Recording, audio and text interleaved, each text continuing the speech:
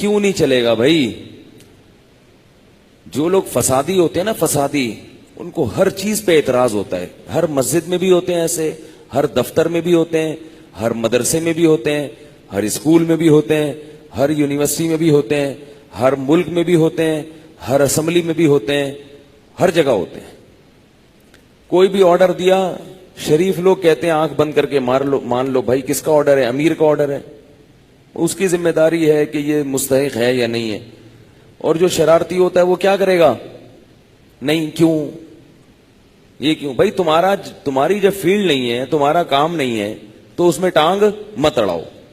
جس کا کام ہے صرف اس کو کرنے دو. یہ ہر جگہ ہوتے ہیں. یہ کیوں ہو رہا ہے؟ یہ کیوں ہو رہا ہے؟ یہ پنکھا یوں کیوں گھوم رہا ہے؟ یوں کیوں نہیں گھوم رہا ہے؟ جو جس کا کام ہے. اب آپ نے گھر میں پلمبر کو بلایا اور وہ الیکٹریشین کے کام میں کیڑے نکالنے لگے تو میرا گلا بہت ہی بیٹھ گیا. دعا کرو کھل جائے. بالکل جو ہے نا آواز ہی نہیں نکل رہی ہے. تو ابھی امید ہے عید کا چاند نظر آ کے انشاءاللہ صحیح ہونا شروع ہو جائے گا. کیونکہ جب تک بولنا بند نہیں کریں گے تو یہ گلا رپورٹ ہی ہے، واللہ عالم. تو یہ جو ہے نا، اب گھر میں آپ نے الیکٹریشین کو بلایا، پلمبر کو بلایا، اور وہ الیکٹریشین کے کام میں کیڑے نکالنا شروع کرے. الیکٹریشین کو غصہ آئے گا کہ نہیں آئے گا؟ ابے بھائی تو پلمبر ہے، تجھے نل کا جوڑنے کے لیے بلایا ہے، تو یہ کیوں کہہ رہا ہے یہ جس نے بٹن لگایا ہے صحیح نہیں لگایا؟ تو یہ یاد رکھو ایسے فسادیوں سے. اسی طرح علماء کے بیان میں بھی کیڑے نکالنے والے ہوتے ہیں. اچھی بھلی بات چل رہی ہے، کچھ نہ کچھ نکال دو. اب اتنے وضاحتی بیانات تو نہیں دیے جا سکتے نا. میرا وہ کلپ چلا ہے، اس میں نے یہ بیان میں کہا کہ بھائی جو زنا سے بچنے کا اور برائی سے بچنے کا علاج محاسب و مراقبوں میں یا تبلیغ میں نہیں ہے، اس کا علاج نکاح میں ہے. اور یہ سوچ قوم لوط علیہ السلام کی ہے. اب وہ یہ جو میں نے بات کی نا، یہ سوچ قوم لوط کی ہے. وہ پچھلے بیان سے اگر کنیکٹ ہوگی تو وہ سمجھ میں آئے گی. شارٹ کلپ میں تو آدھی بات آتی ہے، آدھی رہ جاتی ہے. اب اس پہ لوگ کہہ رہے ہیں کہ کیا مطلب؟ محاسبے مراقبے کرنا لوط علیہ السلام کی قوم کا کام ہے، تبلیغ میں نکلنا لوط علیہ السلام کی قوم کا کام ہے. ارے بھائی کامن سینس استعمال کرو کہ بیان کرنے والا اتنا بے وقوف تو نہیں ہے نا کہ وہ محاسبوں مراقبوں کو قوم لوط کا کام کہہ رہا ہو. اللہ کے بندو، خود بھی تو تھوڑی سی سینس استعمال کرنی چاہیے. اور بیان کرنے والا اتنا بے وقوف بھی نہیں ہے کہ وہ خانقاہوں کے خلاف بولے یا تبلیغ کے خلاف بولے. وہ اتنی بڑی بات ممبر پہ بیٹھ کے کہے گا کہ تبلیغ والے غلط ہیں اور خانقاہ والے غلط ہیں. اس بیان کا مطلب سمجھنے کی کوشش کرو کہ وہ کہنا کیا چاہ رہا ہے. تھوڑی سی سینس استعمال کرو گے تو سمجھ میں آ جائے گا، ورنہ بیٹھ کے کیڑے نکالتے رہو گے تو نکلتے رہیں گے. وہ بیان کرنے والا یہ بتا رہا ہے کہ نکاح سے دور بھاگنا کس کی سوچ ہے؟ لوط علیہ السلام کی قوم کی سوچ ہے. اور اللہ نے نکاح یعنی جو برائیوں کا علاج ہے، جو نکاح نہ کرنے سے برائیاں پیدا ہوتی ہیں، ان کا علاج کس میں رکھا ہے؟ نکاح میں رکھا ہے. باقی تبلیغ کی اہمیت کم نہیں ہو جاتی اس سے، خانقاہوں میں محاسبوں مراقبوں کی اہمیت کم نہیں ہو جاتی. ایک صاحب نے یہ اعتراض کیا، اتنی کم عمری میں لوگوں کو شادی کی ترغیب دے رہے ہو، کیا کوئی مولوی اپنی بیٹی دینے کے لیے تیار ہے کسی 14 یا 15 سال کے نوجوان کو؟ دیکھو یہ کیسا طنز مار رہے ہیں. یعنی آپ کہہ رہے ہیں کہ 15 سال یا 14 سال میں لڑکے کی شادی کرو، تو کیا کوئی مولوی اپنی بیٹی دینے کے لیے تیار ہے؟ تو بھائی بیٹی دینے کے اصول الگ ہیں اور کسی سے نکاح کرنے کے اصول الگ ہیں. جو بھی اپنی بیٹی دینا چاہتا ہے اس کو شریعت نے پوری اجازت دی ہے کہ وہ یہ دیکھے کہ یہ 15 یا 16 سال کا اس عورت کو، اس لڑکی کو، بیوی کو رکھ سکتا ہے یا نہیں رکھ سکتا. یہ دینے کے اصول ہیں. اگر 15 سال کا نوجوان رکھ سکتا ہے تو یقیناً دینا چاہیے، اس کو یقیناً دینا چاہیے. یہی تو میں کہنا ہوں، یہی تو سمجھا رہا ہوں. لیکن اگر وہ یہ سمجھتا ہے کہ نہیں رکھ سکتا تو 15 کیا 45 سال والے کو بھی نہیں دی جائے گی.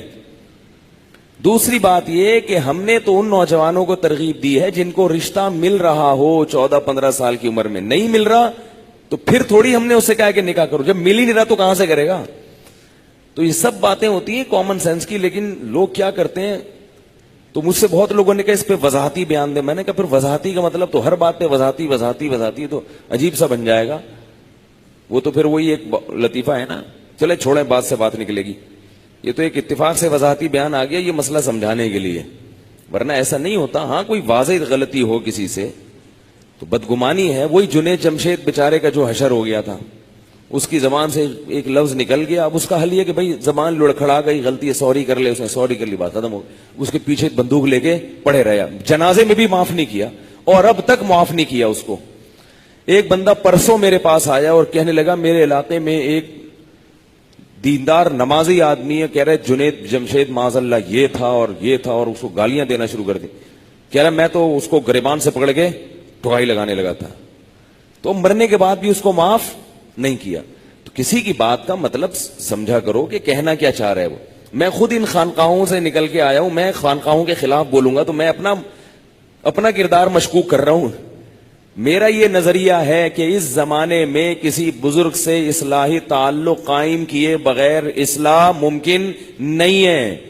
یہ جتنے نئے نئے فتنے پیدا ہو رہے ہیں نا, یہ سب اس لیے کہ ان کے کسی بزرگ سے اصلاحی تعلق نہیں ہوتا, ان کا کوئی سرپرست نہیں ہوتا, روحانی پیشوا نہیں ہوتا. یہ بے لگام اونٹ ہوتے ہیں. شتر بے مہار ہوتا ہے نا, بے لگام اونٹ, جدھر منہ اٹھائے گا وہاں کو چرنا شروع کر دے گا.